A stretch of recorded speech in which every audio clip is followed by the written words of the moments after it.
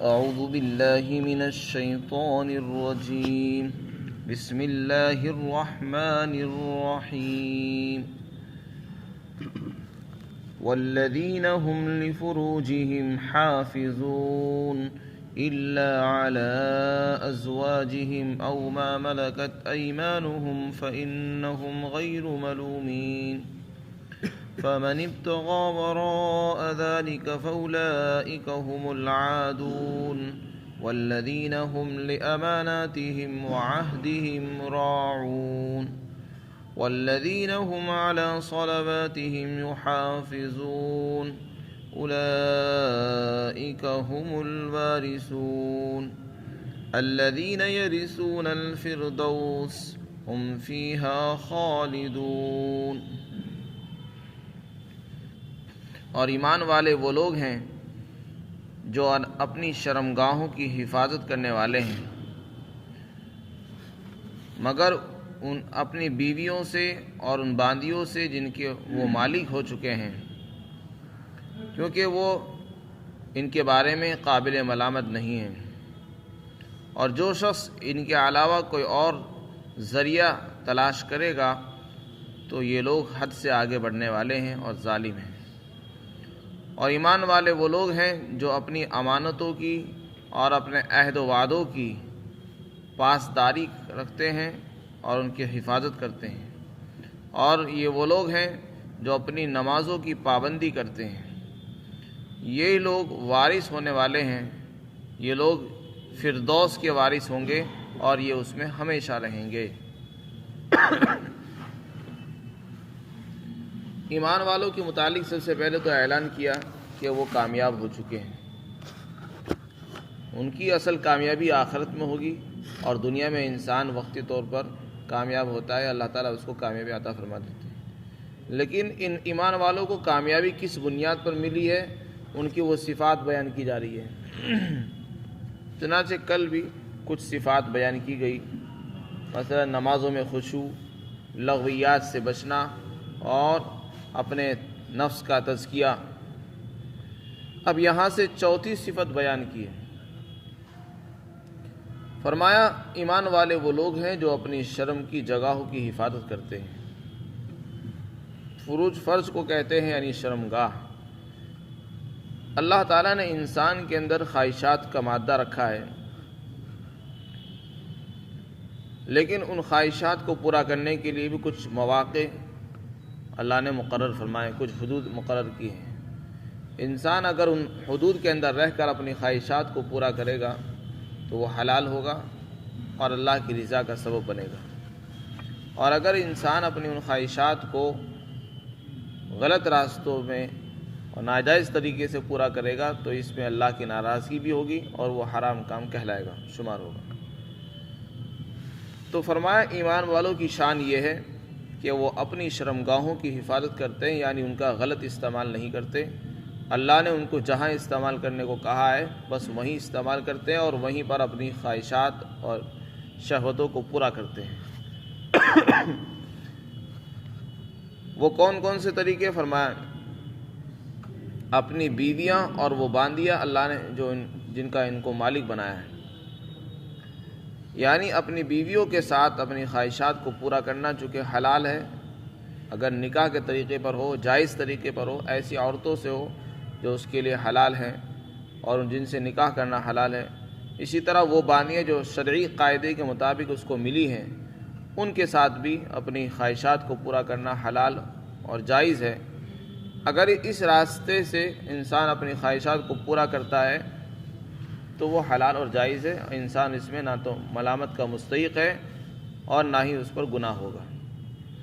ان دو راستوں کو چھوڑ کر انسان کسی اور راستے کو اختیار کرے، چاہے وہ زنا کا راستہ ہو اور چاہے لواطت کا راستہ ہو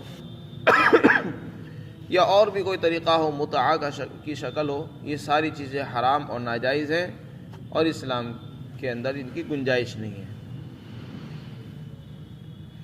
اسی آیت شریفہ سے یہ بات بھی معلوم ہوئی کہ جو آدمی ان دو راستوں کے علاوہ کسی اور راستے سے اپنی خواہشات کو پورا کرے گا وہ حرام ہے، جس میں متعہ بھی آتا ہے.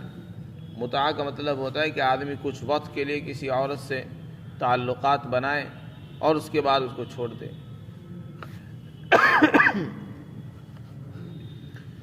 فرمایا ایمان والے وہ لوگ ہیں جو اپنی شرمگاہوں کی، شرم کی جگہوں کی حفاظت کرتے ہیں، یعنی ان کو غلط جگہوں پر استعمال نہیں کرتے ہیں۔ پھر آگے فرمایا سوائے اپنی بیویوں کے اور ان باندیوں کے جن کے یہ مالک ہو چکے ہیں، تو ان کے بارے میں یہ لوگ ملامت کے قابل نہیں ہیں۔ آگے فرمایا جو اس کے علاوہ کسی اور ذریعے میں اپنی خواہشات کو تلاش کرے گا تو یہ لوگ حد سے آگے بڑھنے والے ہیں، یہ لوگ ظالم ہوں گے اور اللہ کی پکڑ کا ذریعہ بنیں گے۔ پھر ایمان والوں کی ایک اور صفت بیان کی ہے، پانچویں اور چھٹی۔ پانچویں صفت بیان کی، ایمان والے اپنی امانتوں کی حفاظت کرتے ہیں۔ امانت کی جمع ہے۔ انسان کے پاس انسانوں کی بھی امانتیں ہوتی ہیں، کسی کا مال رکھا ہوا ہے تو اس کا مال پورا ادا کرتے ہیں، اس میں ہیرا پھیری، کمی زیادتی، خیانت نہیں کرتے۔ امانت کا تعلق صرف مال ہی سے نہیں ہوتا بلکہ امانت کا تعلق ہر چیز سے ہوتا ہے۔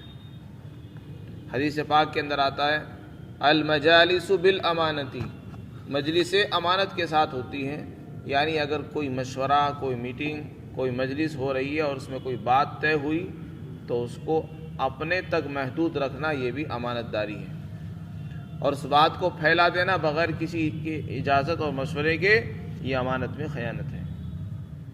جو بات مشورے میں طے ہوئی ہو اس کو اپنے ہی تک رکھنا چاہیے، اور جو بات پھیلانے کی اس کو پھیلا دیا جائے، جس کی اجازت نہ ہو اس کو اپنے ذات تک محدود رکھے۔ ہاں اگر کسی ایسی ناجائز چیز کا مشورہ ہو رہا ہے، کسی کے قتل کا فیصلہ ہوا، کسی کے خون بہانے کا مشورہ ہو رہا ہے، کسی کو اکھاڑنے کا، کسی سے دشمنی نکالنے کا مشورہ ہو رہا ہے تو پھر اس کو بتانے کی اجازت ہے، ورنہ عام باتوں کو پھیلانے کی اور پہنچانے کی اجازت نہیں ہے۔ اسی طرح المستشار مؤتمن، اللہ کے رسول نے فرمایا جس سے مشورہ لیا جائے وہ بھی امانت دار ہے۔ جس سے آدمی مشورہ لیتا ہے وہ اس نیت سے لیتا ہے کہ میں اس لائن کا آدمی نہیں ہوں، یہ کام میں نے کیا نہیں، یہ لوگ مجھ سے بڑے ہیں، تجربے کار ہیں، ہو سکتا ہے یہ صحیح اچھی رائے دیں گے، لیکن انسان اس کو صحیح رائے نہ دے کر غلط راستہ بتا دے تاکہ وہ غلطی میں اور مصیبت میں، نقصان میں پھنس کر مصیبت کو جھیلتا رہے، یہ بھی امانت داری کے خلاف ہے۔ ایک انسان نے کسی سے مشورہ کیا اور اس نے اس کو راستہ صحیح نہیں بتایا بلکہ غلط راستے کا مشورہ دے دیا، اور اسے معلوم ہے کہ یہ غلط راستہ اور اس میں اس کے لیے مصیبت آ سکتی ہے اور یہ پھنس جائے گا آگے جا کر، تو کسی کو غلط مشورہ دینا یہ بھی امانت کے خلاف ہے، خیانت ہے۔ اسی طرح اللہ کی طرف سے جو چیزیں مقرر ہیں، فرائض، واجبات، ان سب کا احترام، ان سب کی ادائیگی یہ بھی امانت ہے۔ اللہ نے جو دین، جو شریعت ہمیں عطا فرمائی ہے اس کو پورا ادا کرنا، اس کا احترام کرنا، اس پر عمل کرنا یہ بھی امانت داری ہے، اور اس کے اندر کمی زیادتی یہ امانت کے خلاف ہے۔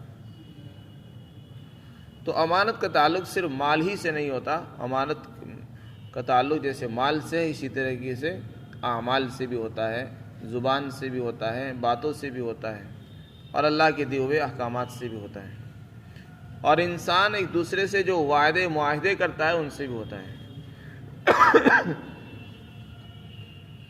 حضرت انس رضی اللہ عنہ فرماتے ہیں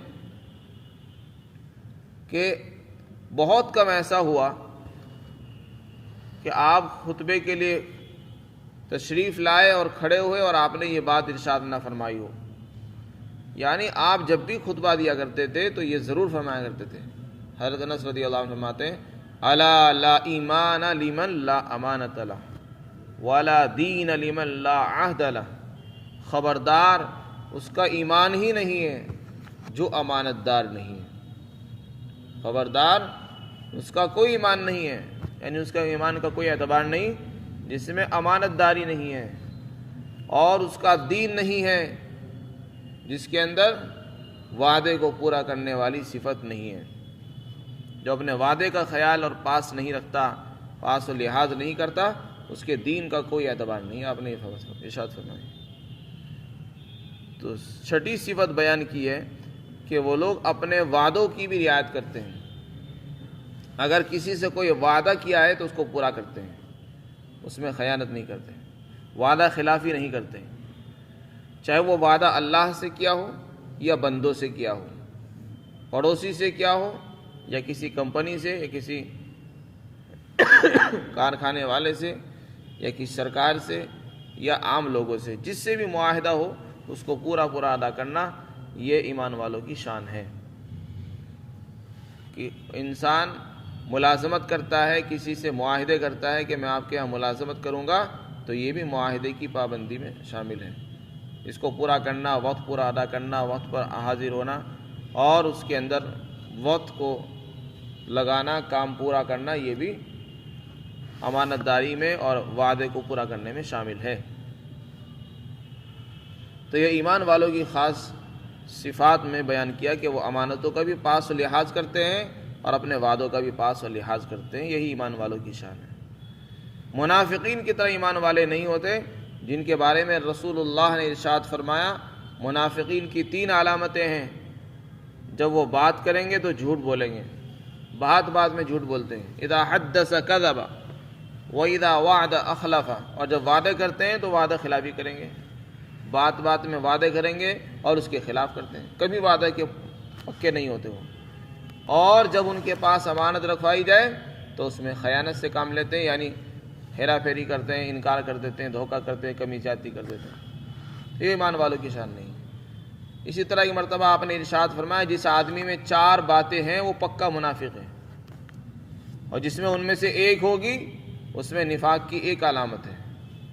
جب وہ بات کرے تو جھوٹ بولے، اور جب امانت رکھوائی جائے تو امانت میں خیانت کرے، اور جب وعدہ کرے تو وعدے کے خلاف کرے، اور جب لڑائی جھگڑا کرے تو اس میں گالیاں دینے پر اتر آئے۔ یہ 4 باتیں آپ نے ارشاد فرمائی کہ یہ منافق کی علامتیں ہیں۔ تو امانتوں کو پورا ادا کرنا اور وعدے کو پورا کرنا اور ان کی پاس داری کرنا اور ان کے حفاظت کرنا، یہ ایمان والوں کی شان ہے۔ پھر آگے 7ویں صفت بیان کی، ایمان والے وہ ہیں جو اپنی نمازوں کی پابندی کرتے ہیں۔ سب سے پہلی صفت بیان کی، اس میں بھی نماز کا بیان تھا، نمازوں میں خشوع کرتے ہیں، یعنی نماز انتہائی سکون اور اطمینان والی پڑھتے ہیں، اس میں نہ ان کے بدن ہلتے ہیں، نہ ہاتھ ہلتے ہیں، نہ ان کا دل ادھر ادھر جاتا ہے، اور نگاہیں ان کی ہر چیز اپنی اپنی جگہ پر رہتی ہے۔ تو سب سے پہلی صفت میں بھی نمازی کا بیان تھا، اور سب سے آخری صفت میں بھی نماز کا ہی بیان۔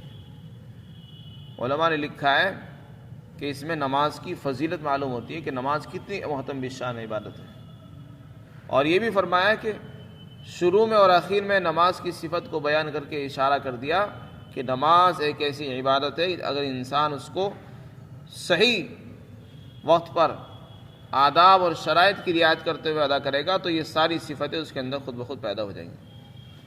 اگر نماز کا اہتمام انسان صحیح طریقے پر کر لے تو یہ ساری باتیں اس میں خود بخود آ جائیں گی، یعنی وہ برائی سے رک جائے گا اور اپنے نفس کو بھی پاک ہو جائے گا اور اپنی شرمگاہوں کی حفاظت کرے گا اور امانت داری کا بھی لحاظ کرے گا، کیونکہ جو آدمی اللہ کے وعدوں کو پورا کر رہا ہے تو اس کے بارے میں یہ امید کی جا سکتی ہے کہ وہ بندوں کے حقوق بھی ادا کرے گا، اور جو آدمی اللہ کا حق ہی ادا نہیں کرتا اس سے یہ امید کرنا کہ وہ بندوں کے قرض اور ان کے مال ادا کر دے گا، یہ ناممکن ہے۔